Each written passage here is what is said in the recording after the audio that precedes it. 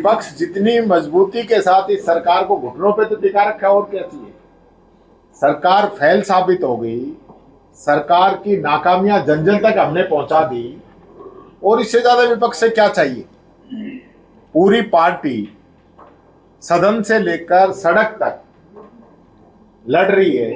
बाहर डोटासरा जी के नेतृत्व में हम लोग लड़ रहे हैं, विधानसभा में हमारे सारे विधायक मिलकर हम लड़ रहे हैं। कोई कमी छोड़ रखी है? जो संवैधानिक मूल्य हैं उनकी रक्षा करना हमारा काम है। हमने इस देश की आजादी की लड़ाई लड़ी, संविधान स्थापित किया। इन लोगों की तरह नहीं है कि वोट चोरी करे, कभी SIR लेके आए, कभी वोट चोरी करें। अब तो चुने हुए लोगों को उठा के ले जाने लग गए, MP MLA ही तोड़ रहे हैं, चुनी हुई सरकारों को गिरा रहे हैं। वो हमारा काम नहीं है, ये बीजेपी का काम है। बच्चों के साथ जो ये लोग कर रहे हैं, छात्रों के साथ जो ये लोग कर रहे हैं, नामांकन लगातार गिरता जा रहा है, टीचर्स की भर्तियां ये लोग नहीं कर रहे हैं, विद्यालयों की स्थिति ये नहीं सुधार रहे हैं, ये जो काला कानून लेके आए हैं, इन सब के खिलाफ हम प्रदर्शन करेंगे। हमारी प्राथमिकता ये रहेगी कि बच्चों को हम न्याय दिलाएं। और ये जो कह रहे हैं ना मीडिया की एंट्री बंद और लोगों की एंट्री बंद, हम खुद जाएंगे। और मैं तो मीडिया के भी एक दो साथियों का मैं देख रहा था, वो गए हैं कि आप कराइए मुकदमा दर्ज, हम जाएंगे। जाना चाहिए।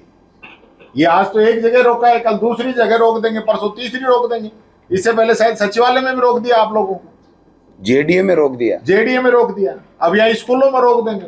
फिर घर से ही आप भी वर्क टू होम करना। भाई ये क्या मतलब हुआ? सरकारी प्रॉपर्टी है, पब्लिक प्रॉपर्टी है। अगर हम बच्चों की आवाज को नहीं उठा सकते, हम पब्लिक की आवाज को वहां जाके नहीं दिखा सकते, तो फिर क्या करेंगे? मैं समझता हूं इसका हम तो विरोध करेंगे ही करेंगे। और मैं तो चैलेंज करता हूं इस सरकार को, अगर इस ऑर्डर को ये रेगुलर रख के दिखा दे तो इस ऑर्डर को वापस लेना पड़ेगा। बहुत बढ़िया। आप जनता को गुमराह कर रहे हो, यानी आपकी जो कमियां दिखाएंगे उन पे पोस्को एक्ट में फंसाएंगे। शर्म नहीं आती आप लोगों को? और ऑन रिकॉर्ड लिख के आप दे रहे हो। 5 साल की बच्ची को उठा के एक हैवान बलात्कार कर देता है, वो पोस्को बनता है? या जो आज आम पब्लिक जागरूक हो गई और बच्चे अपनी आवाज सोशल मीडिया पे उठा रहे, ये पोस्को बनता है? इन लोगों ने लोकतंत्र के ऊपर आकर इस पे कब्जा करके तानाशाही के रूप में इसका इस्तेमाल कर रहे हैं। लोकतंत्र जो है जनता की सेवा के लिए बना है।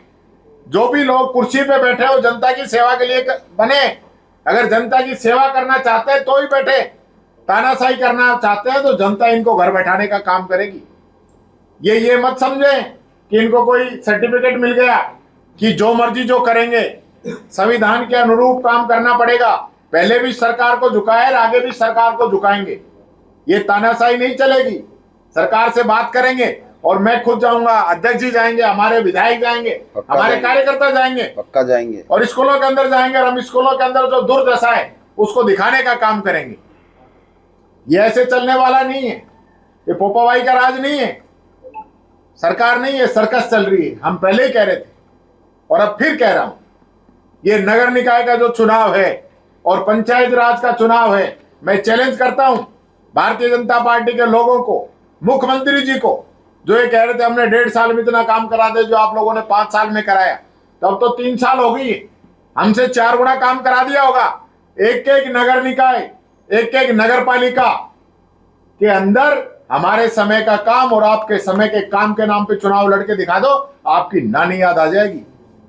आप चुनाव लड़ोगे जाति और धर्म के नाम पे। अभी 5 दिन से बाउंडर मचा रखा है, वंदे मातरम का अपमान कर दिया। अरे आप कहां से आगे वंदे मातरम वाले?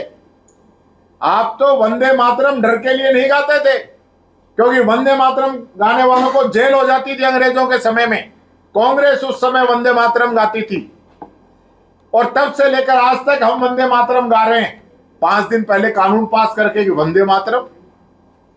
जिस RSS ने 50 साल अपने ऑफिस पे तिरंगा नहीं लगाया, और जिस बीजेपी ने आज तक वंदे मातरम नहीं गाया, वो वंदे मातरम की बात कर रहे हैं। कमाल।